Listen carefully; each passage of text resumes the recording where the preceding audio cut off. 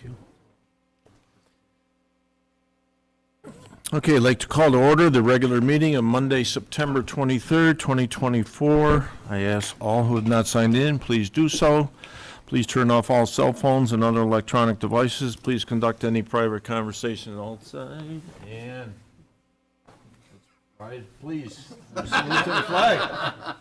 Late to my own part. Pledge allegiance to the flag of the United States of America and to the republic for which it stands, one nation, under God, indivisible, with liberty and justice for all. So, by the way, there are emergency exits on your right and to your left. This meeting was also be live streamed with YouTube, with text via YouTube with text commenting available. Just real quick, we have 4 employees celebrating birthdays in the month of October, and let's bear with me. Adam Blank on the 2nd, Tina Kolachik on the 10th. One of our own members of our town council, Alexis Ogra, on the 21st. Town Justice Bill Coker on the 24th. So happy birthday to everyone. There is a health and wellness fair open to the public on October 2nd from 9 a.m. to 1 p.m. here in the main meeting room. The first town board meeting in October will be on Tuesday the 15th. All town operations are closed on Monday the 14th. In Town Hall will once again be an early voting location starting on Saturday, October 26th, and I want to welcome our Deputy Clerk, Kim Reese, with us this evening.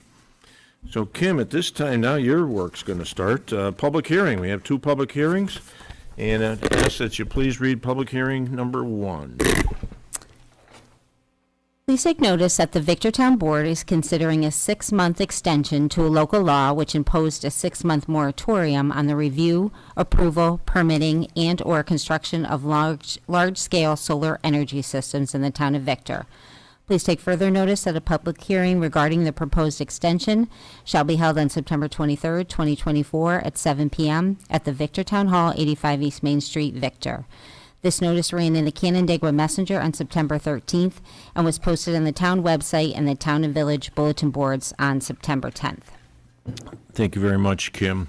So at this time, I ask if there's any members of the public care to speak for or against this 6-month extension on the current moratorium.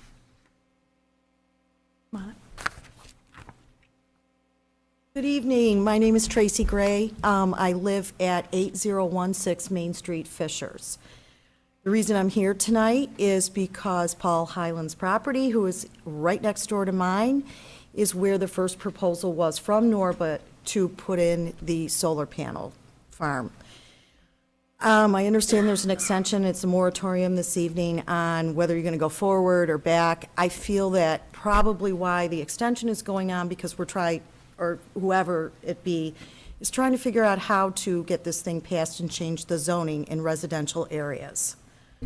This greatly impacts my family, my home of 22 years, and my neighbors. This solar panel farm, if the zoning goes through and it's placed up right next to my property between 10 and 2 every day from April to October, I am in a yellow zone, which means there is radiation facing my home, and it has been recommended by New York State for me not to go outside my backyard. My pool is back there.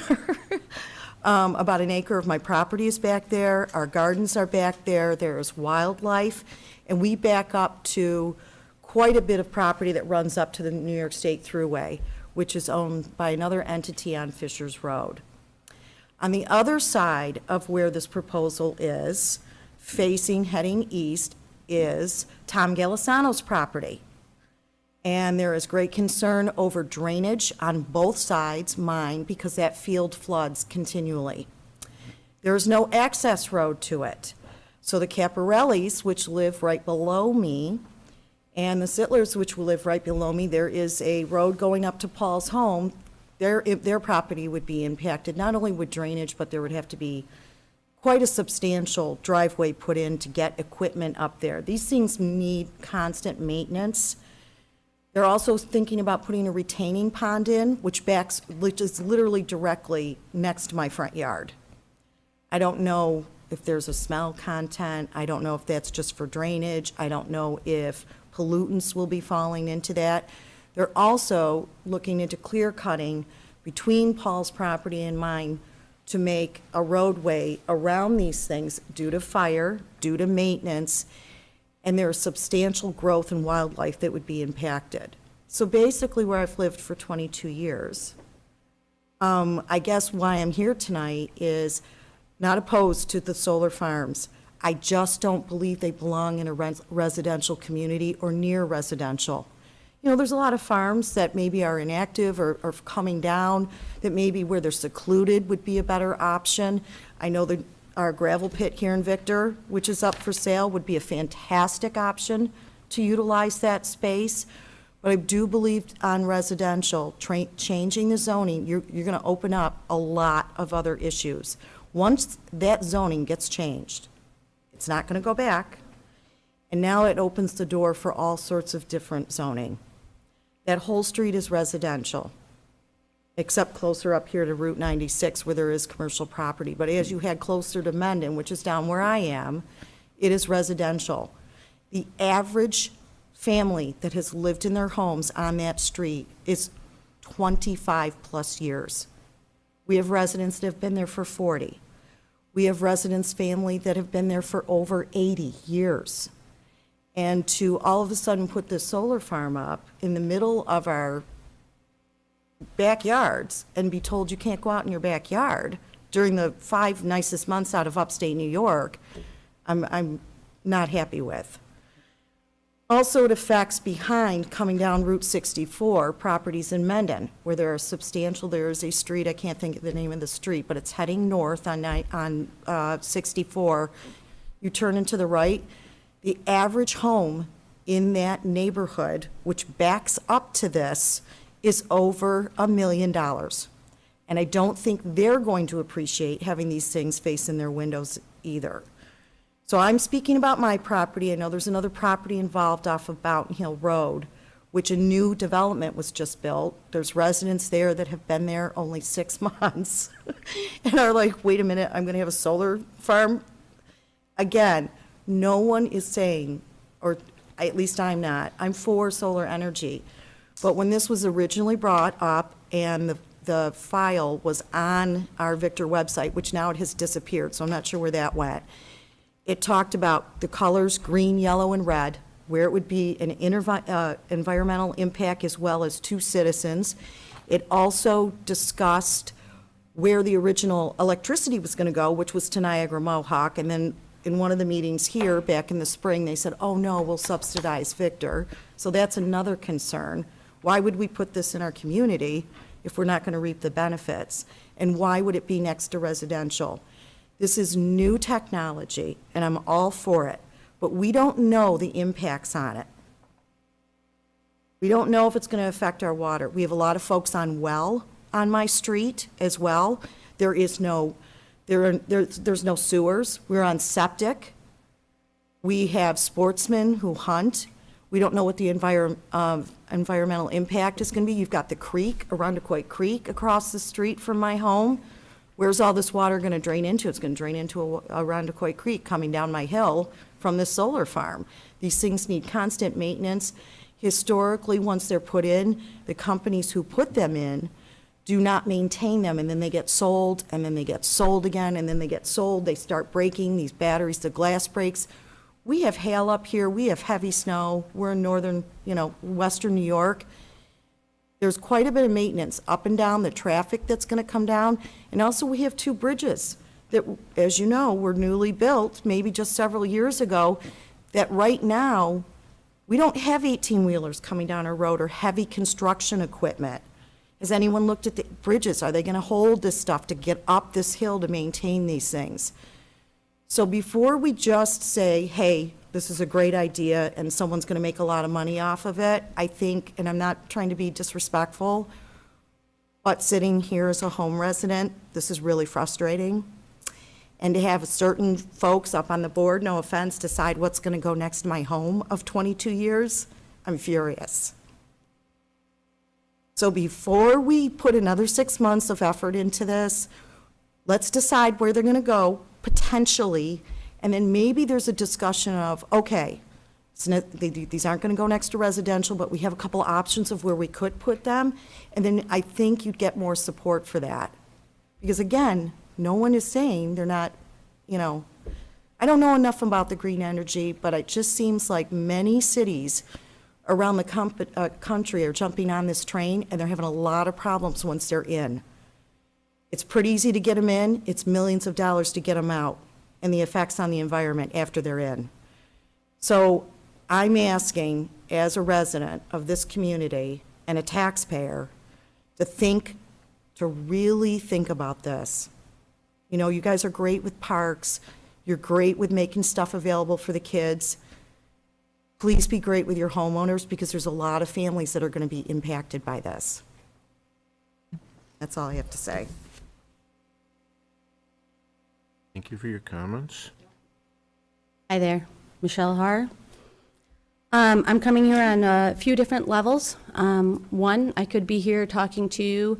I've been in the manufacturing electric business since the 90s, so I know all about printed circuit board assembly and conformal coating and semiconductors that go on it, and I could explain to you how severely detrimental this will be. I could also break down and look at all the different reports where they show different solar farms have been put in other countries where they've used hundreds and hundreds, the largest acreage in India, and it only services 200 houses. And I could show you the graphs that show you that this energy actually doesn't make any sense, and it doesn't make enough power to actually power anything. So it leads you to believe that there's another reason, because as an expert since the 90s of working in this field, none of it makes any sense on that level. But now I'm going to speak to you as a taxpayer. As a taxpayer, I just keep seeing our money going into frivolous, weird projects that many people seem to think make no sense, and the experts are saying that they don't make any sense. And small governments get involved in them, and then they can't get out of them because they're contractually legally contracted to these development companies. And we watch, as a taxpayer, our money go, and we put it in, and we hope, and we hire, and we elect people we count on to look over that money and make sure that it's getting used properly. But instead of being beholdeth to us, which you are beholdeth to other entities that are making the money. And these have been shown, and you can do the research, that these are tax shelter games where the money is being taken and given to these developers who make all the money, and they show you a project, and then they hightail it out of there. And then the third reason I'm here is because my girlfriend, her happy place, the place where she watches the deer and the turkeys and the birds, and where she just got a cherry tree that seemed to come from heaven. She, as a taxpayer, a good person, a great friend, she is a believer in the Lord like I am. And so when she calls on me and her happy place is in jeopardy of being taken away from her, then I'm going to come here and I'm going to stand up for her as well. And so that brings me to the fourth and final reason I'm standing here today. I am a messenger of the Lord thy God in Christ Jesus. And he outlines exactly what we are entitled to. And we are entitled to free water, life, pursuit of happiness. That's her property. She paid for it. She's entitled to have the groundwater under it be free of any toxins. She's free to have the air above her be free from any chemicals. She's free to sit on her back porch and drink her coffee and enjoy the birds. And you can't take that away from her, because those are her entitlements by the Lord thy God. And in Christ Jesus, I'm standing here before you, and I'm telling you there's an invoice system. And because you're taking those high seats, you get the invoice. And therefore, I'm letting you know that you're on alert, that the invoice works like this. If you do something that you know is harmful, and you're doing it deceitfully, for maybe money, greed, the greens, the real greens, not the greens they talk about, but the real greens, greed, power, money, those real greens, I think you know what I'm talking about. If you do those things, you get an invoice. And when your time comes, if you're lucky enough to get to the Lord on Judgment Day and be on your knees and ask him to forgive you, he's going to hold you accountable for all those invoices.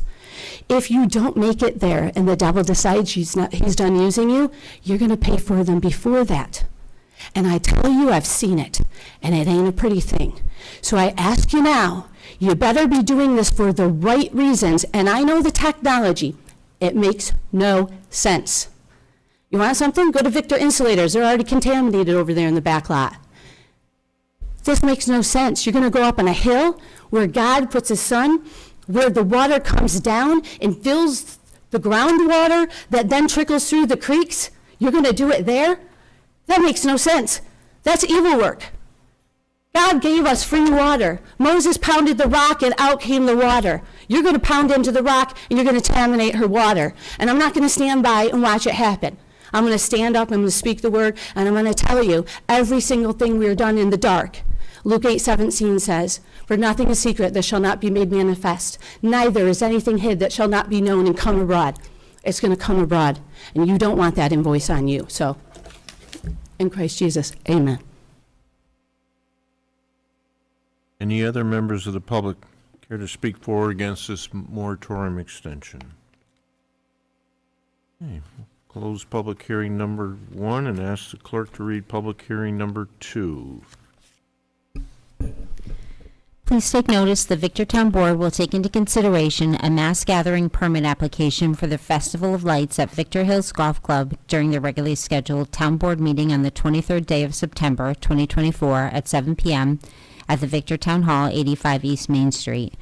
Please take further notice the submitted application is on file with the Victor Town Clerk. The notice of this public hearing ran in the Canandaigua Messenger on September 13th and was posted on the Town of Victor website and on the Town and Village bulletin boards on September 10th. Thank you, Kim.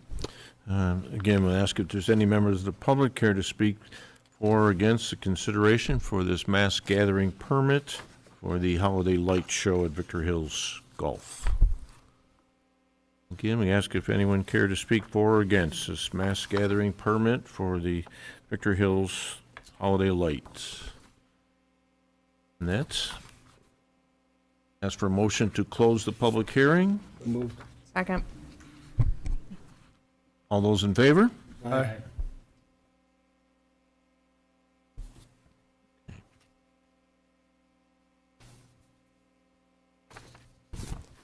Meeting minutes. September 9th Town Board meeting.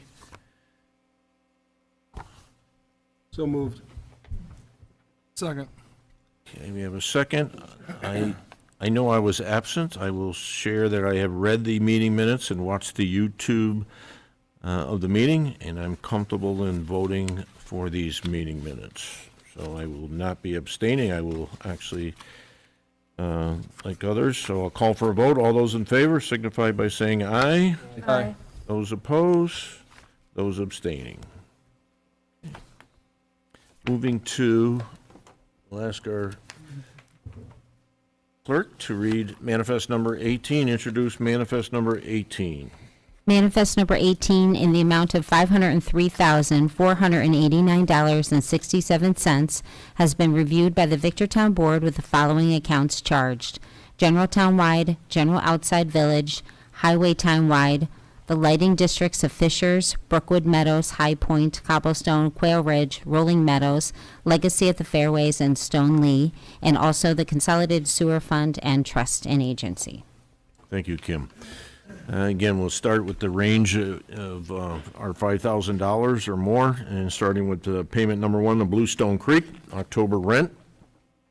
Next to D. Clark Distributors, road project materials, payment to Five Star Bank, townwide Visa charges. Harris Beach, August legal fees. There are chargebacks within this invoice. Payment to Heidelberg Materials, road projects. Integrated Systems, October hosting and hardware. Payment to LaBella Associates. There are chargebacks to developers within this invoice as well. Payment to Navistar Incorporated. This is for a dump truck for the Highway Department. Payment to New Wave Energy, townwide electric backlog, street lights. This is specific to. Payment to New York State Comptroller's Office for the July court fees collected. Payment to NOCO Energy, diesel fuel for the month of August. Payment to Suitcoat for road project materials. Payment to Victor Central School District for the Lehigh Crossing school tax. And payment to Villager Construction for materials for road projects. Total of the above-mentioned expenditures is $463,953.83. Total town expenditures minus the previous mentioned expenditures equals $39,535.84. Board members, any questions on this evening's manifest? Hearing none, entertain a motion to approve the payments hereof. So moved. Second. All those in favor? Aye. Okay, we have no request for privilege of the floor this evening. Moving to public comments and concerns, I'll ask Susie first, if there's anyone. No comment, thank you. I'll ask members of the public to care to address the town board. Okay. Since I'm here, we discussed the last time I was here about lowering the speed limit on County Road 9. And since then, I have had many, many conversations with many other taxpayers living here. And the ones that live, I'm terrible with the roads, but Lenall, where Ravenwood on the corner there, have reported to me in that cul-de-sac right there on the corner that their children are in their bedrooms listening to car accidents continually on that corner, so that's still 55 there. And down by my house is still 55 there. And I don't know who agreed to this, but if you go up the hill on Gillis, right on the right, we've added another driveway. And so right on the hill is a driveway. And I don't know what they're doing back there, but rumor has it that they put in a soundproof building in the back, and now they've got, oh my gosh, 100 gigantic rocks, and they're making a parking lot and some sort of big section back there. So I don't know what they're doing, but it sounds like they're planning on having a lot of guests.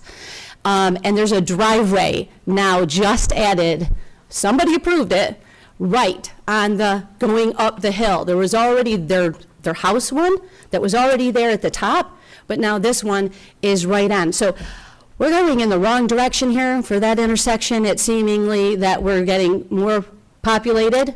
We're adding, I don't know, a business. You might know because you probably approved it for that entrance and exit. And something's back there with soundproofing, so they must be planning on having something loud there, and they're making a parking lot, so they must be having something there on a large scale. So we're adding to the problem. We're not getting anywhere. I called the office and talked to the town clerk, and she said, yes, there's a lot of people on board about getting this reduced from 55 to 45. I don't see anybody against it, so I don't know what the delay is. But she said these things take time, and I understand that, but it's been months now. And since I brought up the subject with Jack Marin, I mean, what were we talking, Jack? When did you run for office? What year was that? So the usual petition process would have probably been denied by now if we'd gone to normal, so we are trying a different method with letters of support from our state officials, and we're not quite there yet. Okay, That'll be it, okay. okay? So, All right, so, I mean, this has been going on for at least probably 15. like I said, we plus could have years. moved quickly Okay. 2-3 months ago, and by now we would have had the denial. So we'd rather Okay. not get the quick denial. It may lead to that, but We look forward to getting an update. I really don't want to have to go up and down the street and get a petition signed, but we will. There isn't a person against it. I haven't found a one. So I hope that you are moving on this and that you really are taking it serious this time. Thank you very much. any other members of the public care to speak to the town board? Okay, under reports of town officials, you have included in your packet the report from the town historian, highway superintendent, IT, Parks and Recreation.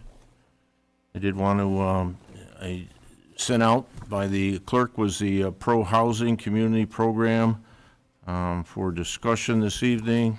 And just a couple things real quick. This is unfortunately with the, back in October of '23 was the executive order by the governor promoting housing growth throughout the state of New York. We have actually been meeting that threshold for many, many years, just based on our own growth in our community. And so zoning and permitting data at the time would be part of the application that we would have to send. They're looking for 3% over the past 3 years, which we easily meet. Many funding sources that are provided by the state of New York, an opportunity for the town to apply for. We must be a certified pro-housing community to be awarded this type of money. Step one would be a letter of intent from the town to the state, and then the second would be a resolution as a statement of values, not a commitment to execute every option listed within the resolution. I think the only change for us, we continue to grow at the pace we have been, and the only other change would be adding, providing the growth figures, data to the state of New York. So, hopefully each and every one of you have had an opportunity to review the materials. And I do know, like I said, we signed a non-disclosure, or with our partner Wilmrite regarding the empty Lord and Taylor building. And this would be, go a long ways in providing maybe a successful consolidated funding application and get, receiving some funds from the state of New York. So, any questions? Are we looking to apply to CFA for this round? Yes, we have, Okay. for that Lord and Taylor. We've already applied. We've already applied, yeah, they all had to be in July. And do we send something out to the board? Because I don't It remember was- getting anything. So, let me take that back. It was the Wilmrite Corporation that submitted that application, not the So they town. applied, Yes, so they have but they applied. didn't apply on our behalf? No, they applied Oh, it, they, yeah, Applied on their own behalf. yeah. okay, so we haven't, No. I was just, Yeah, I say we, I'm putting together the partnership with them. Right. do you know when they will, I mean, it's usually fall, if they will get awarded? Should hear We- either October or November. Yes, yeah, it used to be extended into farther into closer like end of Thanksgiving time, Yeah. but recently it's been before then, yeah. So then when are we looking to do the resolution? Right now, I'm gonna do the letter of intent, and then I have to sit with Keith, see what kind of information needs, but then the resolution would be probably in the next, if not the next cycle, probably in, sometime in October, one of our 2 meetings in October. Okay, We're meeting all the criteria. I don't see any downside of not applying. Yeah, yeah, and just, yeah, we're not, you know, we have to do, there's other things that we're not doing that we need to do. Right. We're sharing data, that's probably the only thing, otherwise, without, believe me, if there was no financial carrot here, I would even be wasting your time right now with this conversation. Okay? You're fine with the letter of intent, I presume, then? yes. Okay, thank you. Next is, real quick, I want to thank Councilman Cusimano, your Climate Board, and I know you had a significant amount of people that supported you with that and hometown days, and attendance was off the chart. Whoever was responsible for the weather, they also, a round of applause for them. It was a wonderful summer type of day, so excellent, and I know we had many of our town staff that also participated and supported, so thank you very much. And then, Can I just add a comment to Yes. that? I would go so far as to say, when you hold a major event like that, and, you know, we've seen many events over the years, whether it's through Parks and Rec, whether it's community forums or whatnot, and Councilman Guinan and I were talking about it, Drew, this wouldn't happen without you. I mean, someone has to spearhead this, and this was your baby, you brought it forth, and watching those kids climb up in those trucks and watching the community members come around, and I think, you know, I think our folks, I mean, I dropped a few bucks on raffles here and there as we walked through the town. I think everybody appreciated it. The weather certainly helped for the day, but kudos, Drew, because I know it's near and dear to you, and your leadership was commendable, and I just want that noted.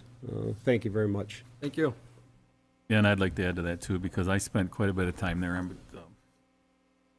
I just went around and listened, and I went to almost every piece and listened to people and listened to the kids and listened to the fathers and listened to everybody, and it was so enjoyable. I think I probably made the circuit twice just to watch and see, and everything was put in place. The organization put everything in place there before everybody showed up, and to get it out of there when it was done was just above and beyond what anybody will ever know, and you did a great job with it. And I don't know any three people that could have done the same thing you did all on your own, so kudos. Thank you. It was awesome. Just to say an example of how good it was, my daughter is a 1.5 years old. She took a 3-hour nap after being there for just 3 hours. That was awesome then. So we had Yeah. planned to come back, and she did not wake up until 5 o'clock. And so putting her to bed at 7 was a real pain, but she loved Two people it. into not following through with after they got trampeded by kids getting to the helicopter, and they foregone their injuries and aren't gonna come back on the town for it. Yeah. Thank you. Thank you again, Drew. Thank you, everyone, for your feedback and positive comments towards our colleague here.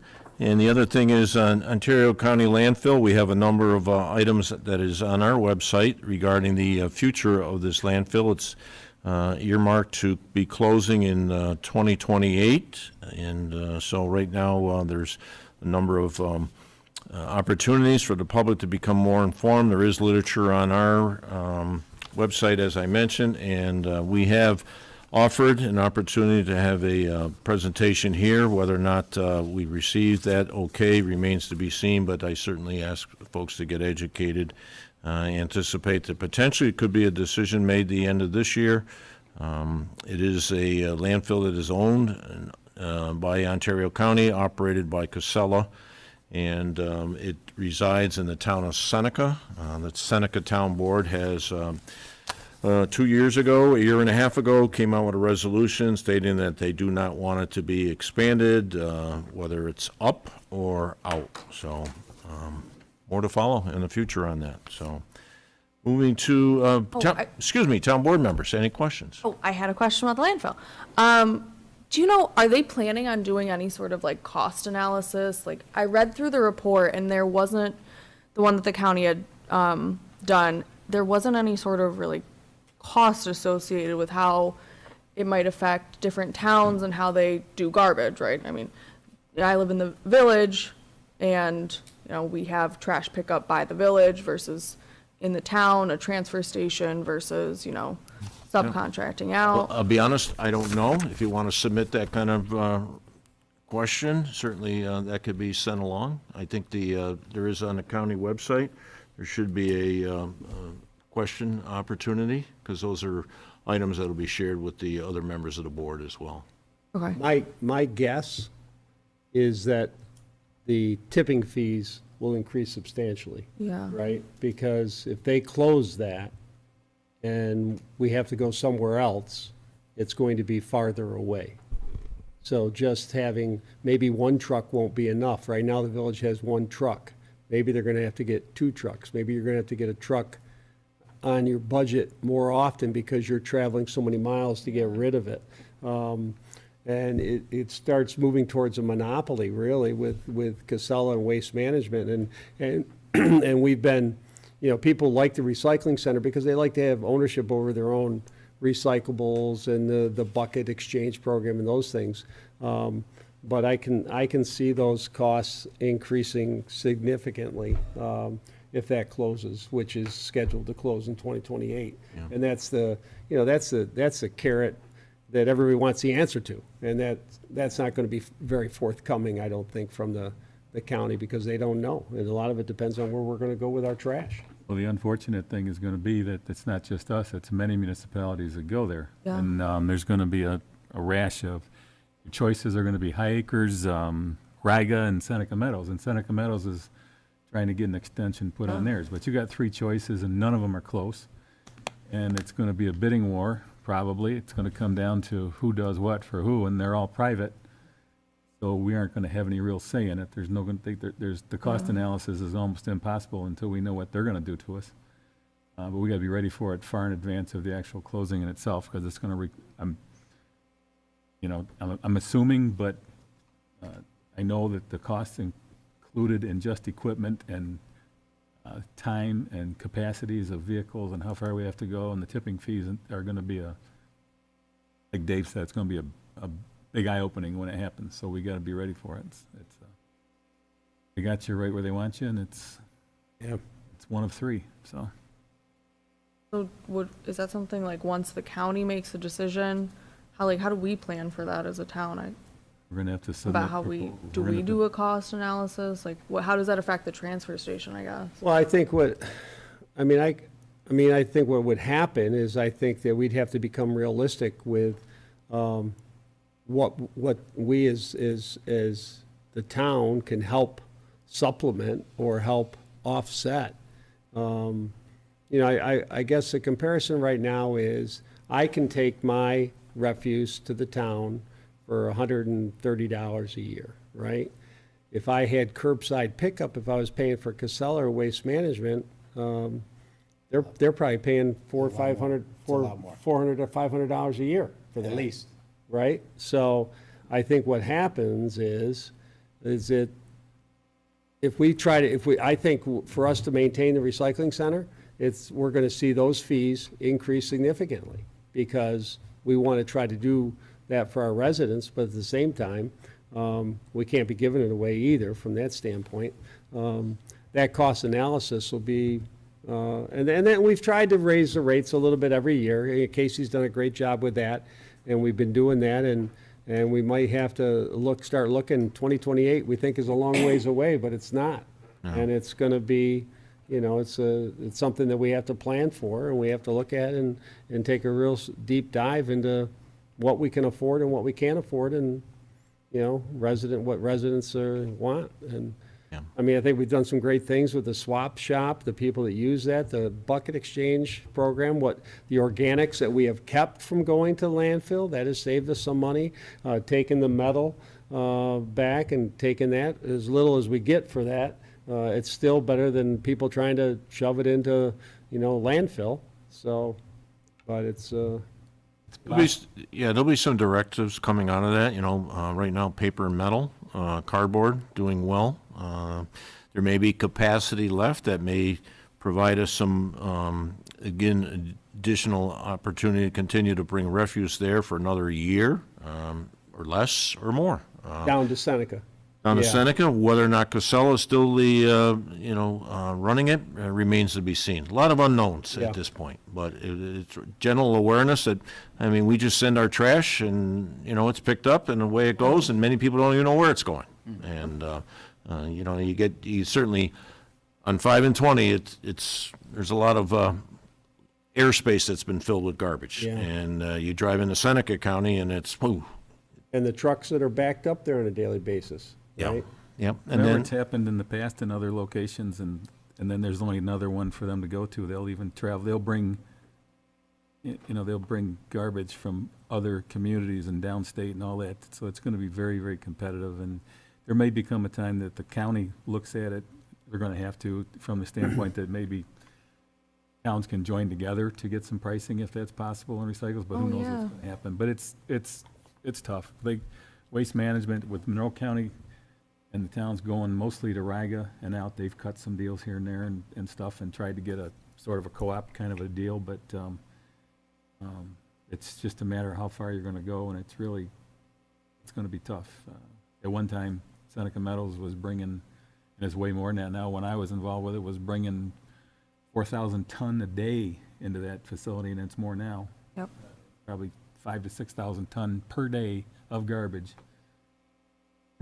they have applied for an expansion that would take them through 2040, and they're supposed to be closing next year, and they still haven't heard from the DEC whether or not they're going to get that permit approved for the extension. So It'll be a big problem down the road for our kids. nobody's opening landfills today. New York City, they put their refuse on trains and they ship it to Louisiana. Well, Some of it goes to High Acres. yeah, well, Some of the high It does go acres. to High Acres. hindsight is always 20/20, right? I mean, the two statistics that jumped out to me was the fact that 700,000 tons is being managed there on an annual basis, but only 100,000 tons are coming from Ontario County. Correct. You know, so I mean, I know I don't want to say it's a money grab for the county, but it is. I mean, it's a revenue that the county has used to bring in that money, and it's too bad that, you know, I think in 1974, they thought, 2028, we won't be around, you know, when they set it up, but here it is. Yeah. But they all do it. They all do. Public and private. Yes. I'm You, saying you they all couldn't find someone to operate it unless they were gonna make money. Exactly. And that's why, because we used to manage it ourselves, I say we, long before Yeah. my time. Yeah. And we didn't do a very good job. So Right. that's why we, you know, they did an RFP and they Yeah, awarded and it they're to Casella. professional Yeah. about it, absolutely. And, no, I get that. Well, pros and cons. So is the, because I was looking at everything and I'm gonna attend the Zoom session, I think it's this Wednesday. Is the decision close it or don't close it, or was it more complicated than that? Because I was looking at the study and it had different layouts, like if they only took, if we did it, you know, expansion and infill, like make it higher, it gets it to a certain number of years. If we only took Ontario County trash, it gets us to this kind of. Yeah. So is it just the open close? Open, close, what else can we do? Is there composting? Is there a food, a digester there? Yeah. What's recycling look like? So there's a number of unknown factors right now. So then the end of the year. Casey, you want to add anything? I know you're well in tune to this. She's a big supporter. She'd like to see it open. I got some friends in Seneca that'd love to chat with you about that, too. I don't think that's true necessarily. I just know it's going to be a big impact, that's all. Right. You know, we don't pay for our recycling right now. Recycling's pretty expensive to process, so yeah, I don't envy your decision. It's a big one. There's a lot of facets to it. Okay. Thanks, everyone, for your feedback. Appreciate it. Thank you. Okay, let's see. Business section, Parks and Recreation, we have it in resolution to purchase security cameras. So moved. Second. Oh, I'm sorry, did you have something? Yeah. Oh, the clerks. Just the tentative. Oh, yes, my apologies. I just want to mention that the tentative budget was placed at the town board's seats, so consider it presented to you tonight. Thank you. Thank you. Apologies, Kim. Oh, sorry, I had one thing, two things.